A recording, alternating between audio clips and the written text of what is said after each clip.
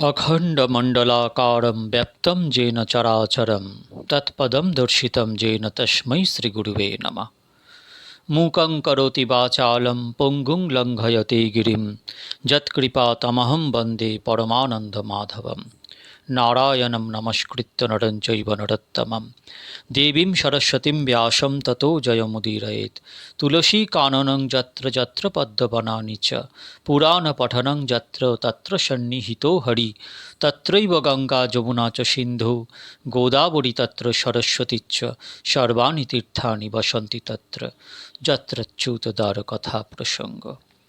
ভক্তগণ, আস্বাদন করছিলাম শ্রীমদ্ ভাগবতম। শ্রীমদ্ ভাগবত পরমহংস সংহিতা, সমগ্র শাস্ত্রের সার, সারাতিসার এবং বেদরূপী কল্পবৃক্ষের সবথেকে সুমিষ্ট ফল এবং ইতি কর্তব্যতাহীন সমগ্র শাস্ত্র পাঠ করলাম।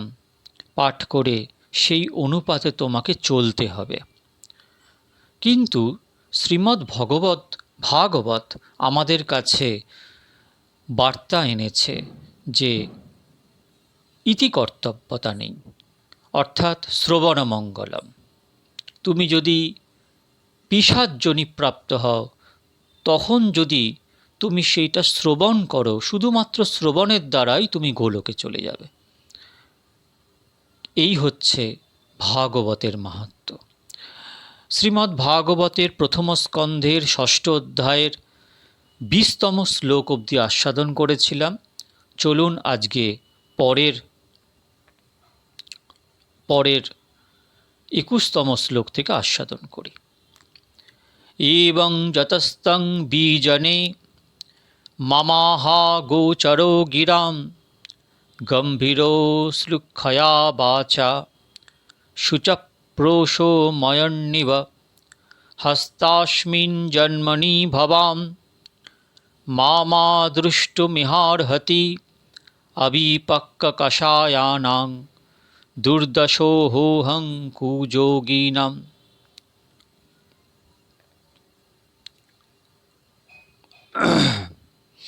অর্থাৎ এইরূপে সেই নির্জন বনে আমি শ্রী ভগবত দর্শন লাভার্থে, নারদ মুনি বলছেন ব্যাসদেবকে, শ্রী ভগবত দর্শন লাভার্থে পুনঃ চেষ্টা করলাম। এমন সময় অবাঙ্ময় গোচর শ্রী ভগবান আমাকে মধুর বাক্যে সম্বোধন করিয়া বলিলেন। তখন মহাপ্রভু তাকে সম্বোধন করলেন, বৎস নারদ, তুমি এই সাধক দেহে আমাকে আর দেখিতে পাইবে না। যাহাদের মনোমল সম্পূর্ণ বিদরিত হয় নাই, তাহারা আমাকে দেখিতে পায় না। তার মানে বুঝতে হবে তখনও পর্যন্ত নারদ মুনির মনের মল পূর্ণভাবে দূরীভূত হয়নি। সকৃচ্যদর্শিতং রূপম এতৎ কামায় তেহো নঘ মৎকামঃ শনৈকঃ সাধু সর্বান মুচ্ছতি রিচ্ছয়ান সৎসেবয়া দীর্ঘয়া পিত্তে জ্ঞাতা জাতা ময়ি দৃঢ়া মতি হিত্যাবদ্ধমিমং লোকম গন্তামজ্জনতামসি মতির্ময়ি নিবর্ধেয়ং ন বিপদ্যেতো কহির্চিৎ প্রজাসর্গ নিরোধেহোপি স্মৃতিশ্চ মদনুগ্রহাৎ। অর্থাৎ, হে নিষ্পাপ, তোমাকে যে একবার আমার মূর্তি দেখাইলাম, তাহা কেবল তোমার দর্শন লালসা বৃদ্ধি করিবার জন্য। আমাকে দেখিতে ও সেবা করিতে লালসা হইলে সর্ববিধ বিষয় বাসনা দূর হইয়া যায়। অল্পকাল মাত্র আমার ভক্তগণের সেবা করিয়াই তোমার আমার প্রতি অচলা ভক্তি জন্মিয়াছে। অতএব তুমি এই বিষয়াসক্ত ব্যক্তিগণের নিবাসস্থল প্রাকৃত জগৎ ও প্রাকৃত দেহ ত্যাগ করিয়া আমার ধাম ও পার্শ্বদ দেহ লাভ করিবে। চিত্তবৃত্তি একবার আমাতে আবিষ্ট হইলে আর কখনো উহা স্খলিত হয় না। অতএব তোমারও চিত্তবৃত্তি আমা হইতে স্খলিতে হইবে না। আমার কৃপায় তোমার এই সাধক দেহের স্মৃতি সর্বদা জাগরুক থাকিবে। ভক্তের অশ্রুজল মুছাইতে, ভক্তের আশাতরুর মূলে কৃপাবাড়ি ঢালিতে, ভক্তের নিরাশ প্রাণে আশার সঞ্চার করিতে শ্রী ভগবান সদাই ক্ষিপ্রহস্ত। তাই নারদ ঋষি ব্যাসকে বলিলেন, হে ব্যাস, হৃদয়ের ধন হারাইয়া আমি পুনঃ পুনঃ হৃদয় অন্বেষণ করিতেছি। এমন সময় এক স্নিগ্ধ গম্ভীর মধুর স্বর আমার কর্ণপথে প্রবেশ করিয়া প্রাণে অমৃত বর্ষণ করিল। চকিত হইয়া ইতস্তত দৃষ্টিপাত করিতে লাগিলাম। আবার শুনিলাম, হন্তাস্মিন জন্মনি ভবান মামা দৃষ্টু মিহারহতি। ওরে, এ জন্মে নয়, এ জন্মে নয়। হৃদয় কামনা বাসনার গন্ধলেশ থাকিতে কেহ কি আমাকে দেখিতে পায়? নির্মল চিত্ত সাধককে আমি একবার মাত্র দেখা দিয়া থাকি, সেজন্য তোমাকেও দেখা দিলাম। আমাকে একবার দেখিলে দেখার লালসা বাড়ে, সেবার বাসনা হয়, তাহার ফলে আর কোনো জাগতিক বস্তুভোগের লালসা বা বাসনা থাকে না। আমার ভক্তশ্রেষ্ঠ সেই ব্রাহ্মণগণের সেবায় ও তাহাদের সঙ্গে তোমার প্রেম লাভ হইয়াছে। আমি যথাসময়ে তোমাকে আমার ধামে স্থান দিব। আমার কথা তুমি কখনো ভুলিবে না। এই সাধক দেহে বৃত্তান্ত তোমার মনে থাকিবে। নারদ ঋষি একবার শ্রী ভগবানের মনোহর মূর্তি দেখিয়াছেন। তাহার পর কেবলমাত্র কর্ণ দ্বারা তাহার বচন সুধা পান করিলেন। শ্রী ভগবানের সেই আদেশ বাণী আলোচনা করিলে তাহার পরম করুণার চরম সিদ্ধান্তে উপনীত হওয়া যায়।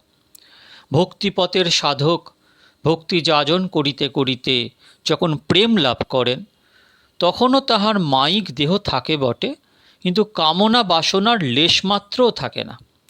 এই অবস্থায় একবার সাক্ষাৎ দর্শন হয়। নারদ যে একবার দর্শন পাইলেন, ইহাতেই বোঝা গেল যে তাহার হৃদয়ে কামনা বাসনার লেশ পর্যন্ত ছিল না। মায়াহত জীবের হৃদয় কামনা বাসনার ক্রীড়াভূমি। সাধনারম্ভ হইতেই ক্রমে ক্রমে কামনা বাসনার লোপ হয় বটে, কিন্তু তখনও তাহার মূল থাকে। মৃত্তিকা নিম্নস্থ বৃক্ষমূল কেহ দেখিতে পায় না বটে, কিন্তু সময় মতো তাহার অঙ্কুরোৎপত্তি হওয়া অসম্ভব নয়। প্রেম ও লাভের পূর্বে কামনা বাসনার প্রকট মূর্তি দেখিতে পাওয়া না গেলেও হৃদয়ের অতি নিম্ন স্তরে তাহার মূল থাকে। প্রেম লাভে তাহা উৎপাটিত হয়। নারদ এই অবস্থাতেই একবার মাত্র শ্রী ভগবানের দর্শন পাইলেন। এই দর্শন উৎকণ্ঠা ও স্ব প্রেমানুরূপ সেবার উৎকণ্ঠা বাড়াইয়া দেয়। শ্রী ভগবান স্বজন প্রেম বর্ধন চতুর। কেমন করিয়া যে ভক্তের হৃদয়ে প্রেম ও প্রশ্রবণের মুখ খুলিয়া দিতে হয়, তাহা তিনি বেশ ভালোভাবেই জানেন। এজন্যই সাধক দেহে একবার মাত্র দেখা দেন। শ্রী ভগবানের সেবা ও দর্শন বাসনার প্রবাহ একবার হৃদয়ে প্রবেশ করিলে পূর্ববাসনার গন্ধ পর্যন্ত লোপ হয়ে যায়। বর্ষাকালের জল যখন গর্তে পড়ে, তখন কি আর গর্তে পচা জল থাকিতে পারে? শ্রী ভগবান মায়িক প্রপঞ্চের বস্তু নহেন।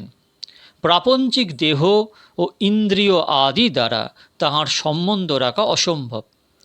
যখন তিনি কৃপা করিয়া একবার ভক্তকে দেখা দেন, তখন মায়িক জগতে ও দেহ ইন্দ্রিয় আদিতে মায়াতীত বৈভব প্রকাশিত হয় ও শ্রী ভগবান ভক্তকে পার্শ্বদেহ দিয়া মায়াতীত ধামে লইয়া গিয়া কৃতার্থ করেন। সেই জন্যই নারদকে তিনি বলিলেন, এই মরজগৎ বহির্মুখ জীবের ভোগভূমি। যথাসময় তোমাকে এ জগৎ হইতে আমার জগতে লইয়া যাইব। মায়িক জীব জগতে থাকিয়া করিয়াই আমার ভক্তের সঙ্গলাভ করে, তাহাতেই তাহার হৃদয়ে প্রেম ও তরুর বীজ রোপিত হয়। ক্রমে ক্রমে শ্রবণ কীর্তনাদি করিতে করিতে সে বীজ অঙ্কুরিত হইয়া বৃদ্ধিপ্রাপ্ত হয় ও মায়িক জীবকে পার্শ্বদ দেহ দিয়া ধামে লইয়া আসে। স্পর্শমণির স্পর্শে লোহা যেমন সোনা হইলে আর তাহা লোহা হয় না, সেইরূপ চিত্তবৃত্তিও একবার শ্রী গোবিন্দচরণ স্পর্শমণির স্পর্শ পাইলে আর মায়ার অধিকারে আসে না। সুতরাং নারদকেও শ্রী ভগবান বলিলেন, তোমার আর আমার কথা ভুল হইবে না। সিদ্ধ দেহ পাইলেও শ্রী ভগবান সাধক দেহের স্মৃতিটি রাখিয়া দেন। সাধক দেহের বৃত্তান্ত মায়িক জীবের কর্ণগোচর হইলে মায়িক জীবেরও ভক্তি যাজনের লালসা জন্মে। যদি এই সাধক দেহের স্মৃতি একেবারে মুছিয়া যায়, তাহা হইলে আর মায়িক জীবের উদ্ধারের পথ থাকে না। নারদের সাধক দেহের কথা শুনিয়াই ব্যাসদেবের হৃদয়ে লালসা জন্মিয়াছিল। এখনও যদি কেহ ইহা আলোচনা করেন, তাহা হইলে তাহারও লালসা জন্মানো অসম্ভব নহে।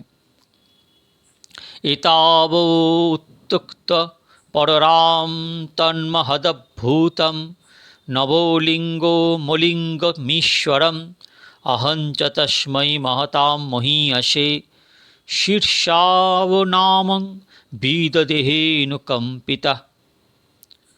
এই কথা বলিয়া সেই মহদ্ভূত আকাশবাণী দ্বারা অনুমিত অলক্ষিত বিগ্রহ সর্বেশ্বর বিরত হইলে আমি তাঁহারই কৃপায় সেই মহৎ হইতেও মহত্তম শ্রী ভগবানের চরণে মস্তক অবনত করিয়া তাঁহার উদ্দেশ্যে প্রণাম করিলাম।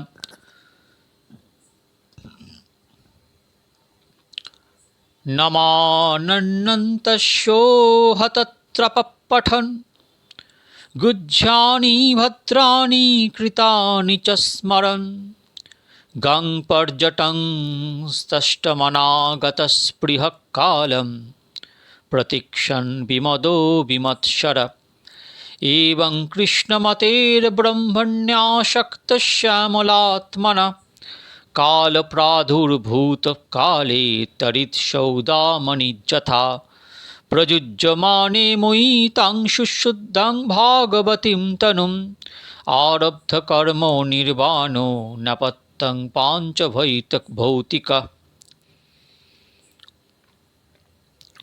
তদনন্তর আমি লজ্জাদি বিসর্জন দিয়া উন্মত্তের মতো সর্বদাই শ্রী গোবিন্দ নাম কীর্তন করি ও বেদ গোপ্য পরম মঙ্গলময় মধুর লীলাবলী স্মরণ করি এবং সর্ববিধ ভোগ ও লালসা শূন্য, নিরহংকার এবং মাৎসর্য শূন্য হইয়া কবে আমি সেই অধিকার পাইব, এই অপেক্ষায় তীর্থে তীর্থে ঘুরিয়া বেড়াই।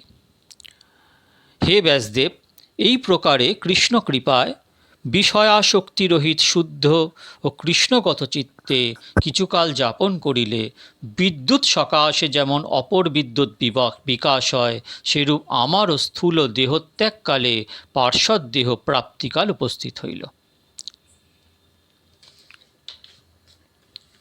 শ্রী ভগবান আমাকে পূর্ব প্রতিশ্রুত পার্শ্বদ দেহ দান করিতে ইচ্ছুক হইলে আমার প্রারব্ধ কর্মের অবসানে পাঞ্চভৌতিক দেহপাত হইয়া গেল। একবার দর্শনের পর দীর্ঘ অদর্শনে নারদের যে মহাতাপ উপস্থিত হইয়াছিল, তাহা শ্রী ভগবানের মধুর বচন সুধা বৃষ্টিতে নির্বাপিত হইল। উহা শ্রবণকালে নারদ ঋষির সমস্ত ইন্দ্রিয়ের শক্তি পঞ্জীভূত হইয়া শ্রবণেন্দ্রিয়ে মিলিত হইয়াছিল। যখন এই মধুর বাণীর বিরাম হইল, তখন নারদ ঋষি যেন এক নতুন ভাব লইয়া নতুন জগতে আসিয়া পড়িলেন এবং উঠিয়া সর্বাঙ্গ ভূমি লুণ্ঠিত করিয়া যেদিক হইতে আকাশবাণী শোনা গিয়েছিল সেই দিকে প্রণাম করিলেন।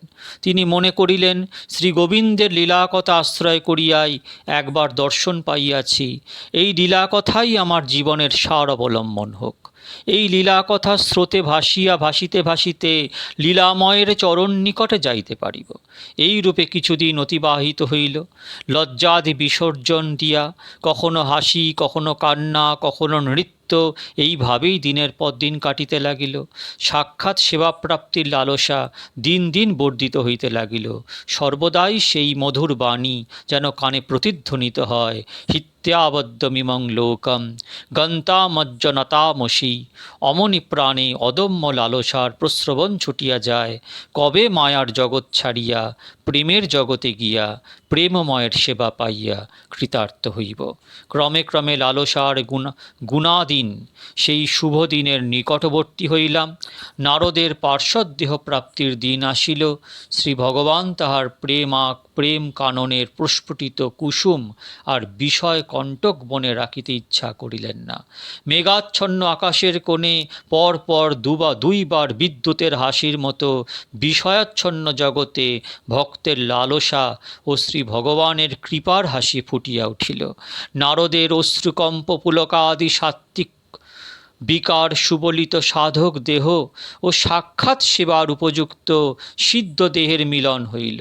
সিদ্ধ দেহ সাধক দেহের আবরণটি সাধন ক্ষেত্র জগতে রাখিয়া কেবলমাত্র সাধক দেহের ভাবগুলি লইয়া সর্বসিদ্ধি নিকেতন শ্রী গোবিন্দচরণ প্রান্তে উপস্থিত হইল। সহস্রযুগ পর্যন্ত উত্থায়েদং শ্রীশৃক্ষত মরীচি মিশ্রারিষয় প্রাণেভ্যো অঞ্চজ্ঞানীরে। ব্রহ্মার দিন অবসানে ত্রৈলোক্য আত্মসাৎ করিয়া শ্রী ভগবান একার্ণবে শয়ন করিলে আমি ব্রহ্মার নিঃশ্বাস সহ তাহার মধ্যে প্রবেশ করিলাম। তাহার পর আবার ব্রহ্মার রাত্রির অবসানে যখন পুনঃসৃষ্টি হয়, তখন মরীচি প্রভৃতি সপ্তর্ষি এবং আমি ব্রহ্মার ইন্দ্রিয় হইতে জন্মগ্রহণ করি। মহাপ্রলয়ে শ্রী ভগবান শেষ শয্যায় শায়িত হন। আবার যখন তাহার সৃষ্টি করিতে ইচ্ছা হয়, তখন তাহার নাভিকবল হইতে ব্রহ্মার প্রকাশ হয় ও ব্রহ্মার মানসপুত্র রূপে নারদের প্রকাশ হয়। ইহাই পৌরাণিক প্রসিদ্ধি। শ্রীমদ্ ভাগবতে নারদের পূর্বজন্ম বৃত্তান্ত ও সিদ্ধিপ্রাপ্তির কথা আলোচনা করিলে আপাতত মনে হয় যেন একটি নতুন নারদ প্রস্তুত হইল। ইহার পূর্বে যেন নারদ ছিলেন না। কিন্তু চিরপ্রচলিত পূজা পদ্ধতি দেখিতে বোঝা যায় যে নারদ আবরণ দেবতারূপে চিরকালই পূজিত হইয়া আসিয়াছেন। এই জন্য সম্প্রদায় আচার্যগণ সিদ্ধান্ত করিয়াছেন যে শ্রী ভগবানের নিত্যসিদ্ধ পার্শ্বদ দাসীপুত্র নারদ সাযুজ্যপ্রাপ্ত হইয়া সৃষ্টির প্রথমে ব্রহ্মার মানসপুত্র রূপে অবতীর্ণ হইলেন। শ্রী ভগবানের ধাম পার্শ্বদ লীলা প্রভৃতি সমস্তই নিত্য বিরাজিত। কেবলমাত্র আবির্ভাব ও তিরোভাব প্রভৃতি কল্পে কল্পে নতুন বলিয়া বোধ হয়। সূর্যচন্দ্রমসৌ ধাতা যথা পূর্বম কল্পয়ত। পূর্ব সৃষ্টিতে যেমন ছিল, আবার সৃষ্টির প্রথমে বিধাতা সেইরূপ চন্দ্র সূর্য প্রকাশ করিলেন। এই বেদবাক্য আলোচনা করিলেও শ্রী ভগবান ও তাহার পার্শ্বদবর্গের আবির্ভাব ও তিরোভাবই বোঝা যায়।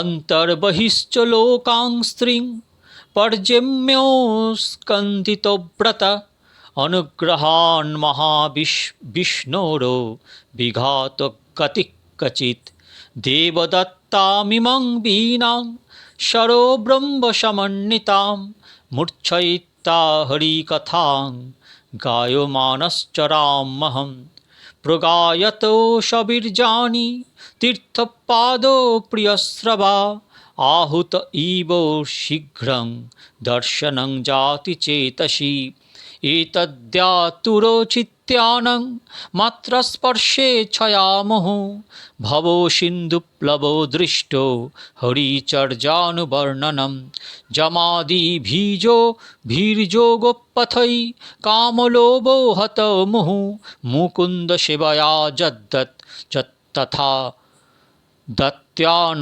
সম্মতি। অর্থাৎ শ্রী গোবিন্দের কৃপায় অবিচলিতভাবে ভক্তি নিয়ম রক্ষা করিয়া বৈকুণ্ঠ আদিতে এবং ত্রিভুবনের ভিতরে বাহিরে অপ্রতিহত গতিতে আমি ভ্রমণ করি। এই সরব্রহ্ম সমন্বিত শ্রীকৃষ্ণ দত্ত বীণার মূর্ছনালাপ সংযোগে শ্রী গোবিন্দ গুণগান করিয়া আমি সর্বত্র গমন করি। যাহার চরণে সর্বতীর্থের উদ্গম, সেই বিমল কীর্তি শ্রী গোবিন্দ আমার মুখে নিজের গুণগান শুনিবা মাত্র আহুতের ন্যায় অতি শীঘ্র আমার হৃদয় দেখা দেন। পুনঃপুন বিষয় ভোগ বাসনায় ব্যাকুল চিত্ত সংসারী জীবগণের একমাত্র হরিগুণানুকীর্তনই ভবপারের তরণী, তাহা আমি নিজেই প্রত্যক্ষ করিয়াছি। শ্রী গোবিন্দ চরণ সেবনে যেমন পুনঃপুন কাম লোভাদি কর্তৃক আক্রান্ত জীবের শান্তি হয়, যম নিয়মাদি যোগাঙ্গ সাধনে তেমন কিছুতেই হয় না। সর্বং তদিতম আখ্যাতাম যৎ পৃষ্ঠো হোহং তয়া নঘ জন্মকর্ম রহস্যং মে ভবতশ্চাত্ম তোষণম। হে ব্যাস, তুমি আমাকে আমার জন্মাদি বৃত্তান্ত ও তোমার চিত্ত প্রসন্নতা লাভের উপায় সম্বন্ধে যাহা জিজ্ঞাসা করিয়াছিলে, এ সমস্তই তাহা বলিলাম। নারদ বলিতে লাগিলেন, হে ব্যাস, নানাবিধ কামনা বাসনার তরঙ্গ আঘাতে জগতের জীবের চিত্তবৃত্তি সর্বদাই চঞ্চল ও ক্লিষ্ট। শ্রী ভগবানের কথা সুধা বর্ষণ ব্যতীত কিছুতেই তাহার শান্তি হইতে পারে না।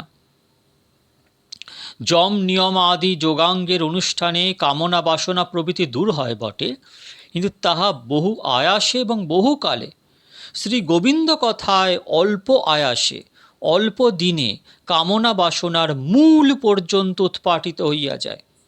কলির জীবের সাধ্য কি যে তাহারা যম নিয়মাদির কঠোর অনুষ্ঠান করিয়া কামনা মলিন চিত্ত শোধন করিবে? কর্মানুষ্ঠান করিতে গেলে আবার নূতন কামনার বীজ বপন করা হইবে।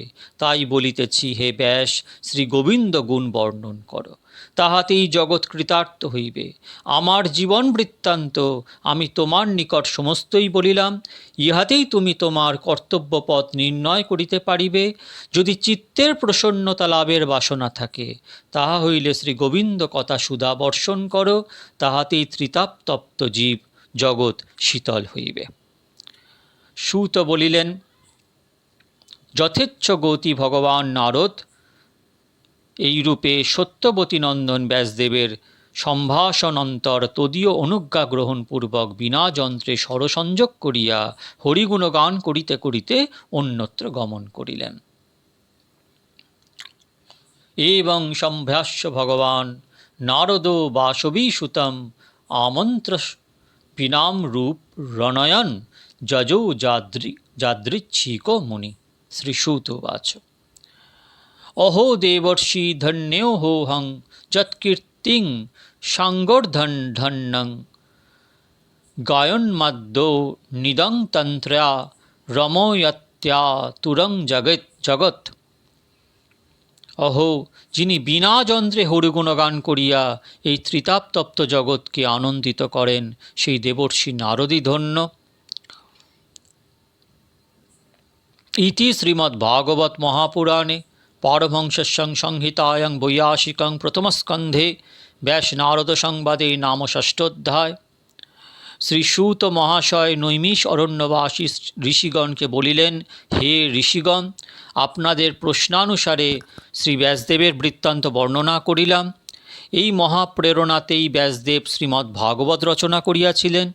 শ্রীমদ্ ভাগবত শ্রী ভগবানের প্রতিনিধি, তিনি নিজে কৃপা না করিলে কেহই তাহাকে পান না। তাই তিনি নারদ কণ্ঠে আসিয়া ব্যাসের হৃদয়ে প্রবেশ করিলেন এবং ব্যাসদেব সেই নিজ হৃদয়ের বস্তু জগৎকে উপহার দিয়া গেলেন। যাহাই হোক, এইরূপে নারদ ঋষি ব্যাসদেবের নিকট শ্রী ভগবানের করুণার কাহিনী বর্ণনা করিয়া যখন দেখিলেন যে শ্রী ভগবানের লীলাকথার মাহাত্ম্যে ব্যাস হৃদয় বিগলিত হইয়াছে, তখন তিনি আবার বিনা যন্ত্রে স্বরসংযোগ করিয়া শ্রী গোবিন্দ গুণগান গাহিতে গাহিতে চলিয়া গেলেন। ধন্য দেবর্ষি নারদ, তোমারই বিনার গীতে জগৎ কৃতার্থ হইল। তোমারই প্রেরণায় জগতে শ্রীমদ্ ভাগবত আসিলেন। ত্রিতাপতপ্ত কামহত মায়া পরাভূত অনাদি বহির্মুখ জীবের আর কোনো গতি নাই। একমাত্র তুমি ব্যাস হৃদয়ে যে বীজ রোপণ করিয়াছ, তাহারই মধুর ফল শ্রীমদ্ ভাগবতের মধুর রসে জীব আপ্যায়িত হইবে। ইতি শ্রীধাম শান্তিপুর পুরন্দর প্রভুবর শ্রী সীতানাম বংশোদ্ভব শ্রী রাধা বিনোদ গোস্বামী কৃতায়ং শ্রী ভাগবত অমৃত বর্ষিণী সমাখ্যায়ং শ্রীমদ্ ভাগবত তাৎপর্য সমালোচনায়ং প্রথম স্কন্দস্য ষষ্ঠোধ্যায়। নিতাই গৌরাঙ্গ নিতাই গৌরাঙ্গ নিতাই গৌরাঙ্গ গদাধর জয় শচীনন্দন জগজ্জীবতারণ পতিত পাবন অবতার।